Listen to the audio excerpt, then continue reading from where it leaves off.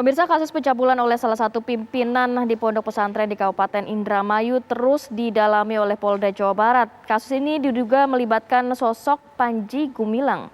Pihak penyidik juga membenarkan telah melakukan penyelidikan terkait dugaan pencabulan yang terjadi di pondok pesantren di wilayah Indramayu, Jawa Barat. Hasil dari penyelidikan pihak kepolisian juga telah menerima laporan polisi ini di tahun 2021. Penyidik sudah memintai keterangan sebanyak 24 saksi, mulai dari korban, terlapor, dan juga dokter. Nantinya setelah semuanya lengkap, hasil penyelidikan akan dilakukan gelar perkara oleh pihak kepolisian. Dan apakah dari gelar perkara tersebut bisa disimpulkan akankah dinaikkan ke tahap penyidikan ataupun tidak? Ya, ini di layar kaca kita melihat ada pihak kepolisian, Kabid Humas Polda Jawa Barat, dan pagi ini kita berkesempatan juga ya untuk memperbarui informasi melalui yang bersangkutan Komisaris Besar Polisi RD Caniago, Kepala Bidang Humas Polda Jawa Barat. Selamat pagi, Pak Kabid Humas. Assalamualaikum. Waalaikumsalam. Sebelumnya kita buka masker dulu kali, Vi, ya? Iya, saya hampir lupa tuh. Baik, dan juga ada korban serta didampingi oleh kuasa hukumnya. Ada kuasa hukum dari korban ini Anom Jumaidi. Selamat pagi, Pak Anom. Selamat pagi, Mas Arief. Selamat pagi, Mbak Kamarati. Betul, selamat pagi. Dan juga ada, kami memanggil atau menyapai dengan inisial ya, KT. Ini korban dugaan pelecehan seksual. Selamat pagi. Assalamualaikum, Mbak Ibu KT. Waalaikumsalam warahmatullahi wabarakatuh.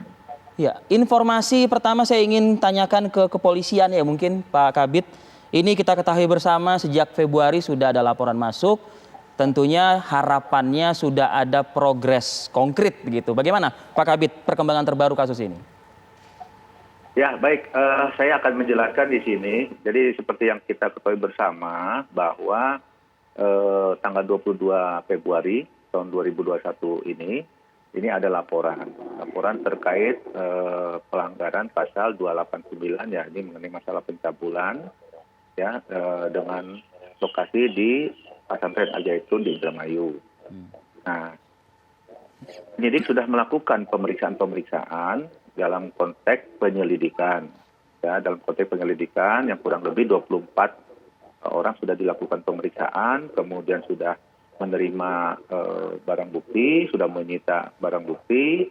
Nah, untuk selanjutnya kita tinggal menunggu apakah ada tambahan-tambahan keterangan yang akan dilakukan oleh penyidik di Reskrim Polda Jabar atau sudah cukup. Nah, tentunya setelah itu akan dilakukan gelar perkara untuk ditingkatkan dari penyelidikan ke penyidikan. Nah, ini pun nanti akan kita melihat apakah kasus ini bisa dinaikkan atau tidak terkait dari keterangan yang sudah diminta, yang sudah didapatkan oleh penyidik maupun barang bukti yang sudah didapatkan oleh penyidik. Demikian. Dari keterangan 24 saksi benar ya Pak ya, sudah diminta keterangan. Ini tadi disebutkan ada dari pelapor, terlapor, bahkan ada dokter juga. Sudah dapat disimpulkah apakah memang benar ada dugaan pelecehan seksual di situ? Untuk sampai saat ini belum dapat disimpulkan kan, masih dalam penyelidikan. Karena informasinya akan dilakukan dalam konteks pencabulan ini itu antara tahun 2018 sampai 2020. Nah, sementara korbannya juga baru melapor di 2021. Nah, ini tentu penyidik akan melakukan pendalaman ya secara detail dan dengan kehati-hatian, karena namanya pencabulan tersebut butuh bukti-bukti yang konkret, baik itu siapa yang mengetahui, mengalami, lalu ada petunjuk-petunjuk yang lain sesuai dengan pasal 184 KUHP.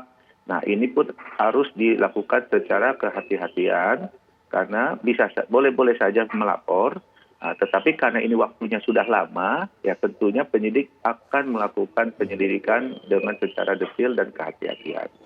Jadi belum ada peningkatan status dari saksi menjadi tersangka saat ini? Belum ada. Oke, saya ingin ke korban terlebih dahulu mungkin ya, Bu KT ya atau Mbak KT. Anda sudah mendengar tadi penjelasan dari kepolisian yang memfollow up ya laporan dari Anda. Apa tanggapan Anda?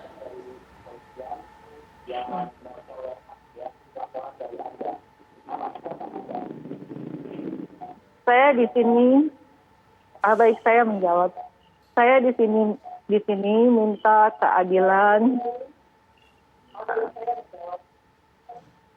Saya minta keadilan kepada khususnya Polisi Polda, Pak Kapolda, dan Pak Kapolri atas penzoliman yang sudah saya terima dari pimpinan pesantren selama saya kerja di sana. Itu. Anda bekerja di sana sebagai apa, Mbak? Saya di sana sebagai petugas penanggung jawab perekonomian. Berapa Di lama bidang sudah perekonomian. bekerja di sana? Saya dari 2016 sampai 2020 bulan Oktober. Mbak KT, tadi keterangan dari pihak kepolisian, kasus ini atau pencabulan ini sudah Anda rasakan dari tahun 2018 sampai dengan 2020 begitu. Namun laporan baru masuk di Februari 2021. Apa yang akhirnya membulatkan tekad Anda untuk melakukan pelaporan ke pihak kepolisian? Namun walaupun dapat dikatakan durasi tahunnya ini cukup jauh begitu, Iya. Mbak KT.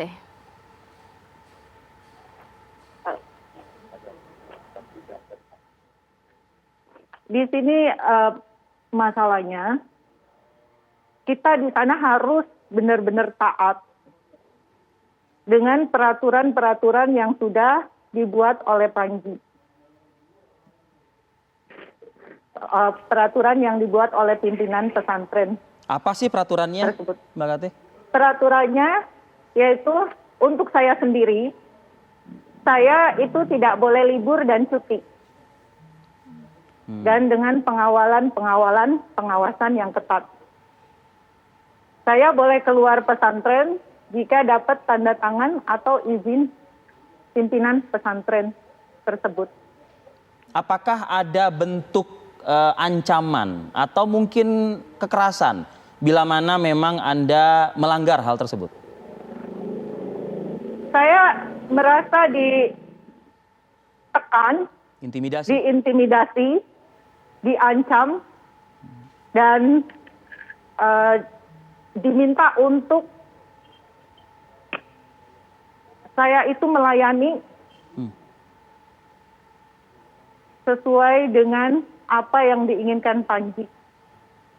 Di sana bahasanya samina wa atokna. 2018 sampai dengan 2020. Artinya sepanjang periode tersebut, mohon maaf, tidak perlu spesifik mungkin, berapa kali Anda mendapatkan kekerasan seksual tersebut atau pelecehan seksual? Tahap awal seminggu bisa 3 kali. Kemudian berlanjut 5 hari sekali. Dan kemudian 1 minggu sekali. Dan terakhir bulan Agustus awal 2020 saya masih harus melayani Panji Gum. Ya, tidak bisa Anda menolak permintaan yang bersangkutan? Saya saat itu banyak perasaan, merasa banyak tekanan, bingung, terjebak di suasana yang memang tidak bisa saya lakukan. Mohon maaf, ada Saya iming-iming di kah, sana, Mbak Kate? saya di sana bekerja, di sana ada anak saya juga yang harus saya tanggung jawab, yang harus saya biayai. Dan kemudian kalau saya cerita pun harus cerita ke siapa. Oke. Sementara sosok pimpinan pesantren tersebut sangat terkenal dan pastinya tidak akan percaya kalau saya laporan tanpa ada bukti. Oke. Baik Mbak Kate, dan juga nanti kita akan mendengarkan statement juga dari kuasa hukum serta juga Pak Kabit. Tapi kita harus jeda dulu sejenak, kita akan segera kembali usai yang satu ini.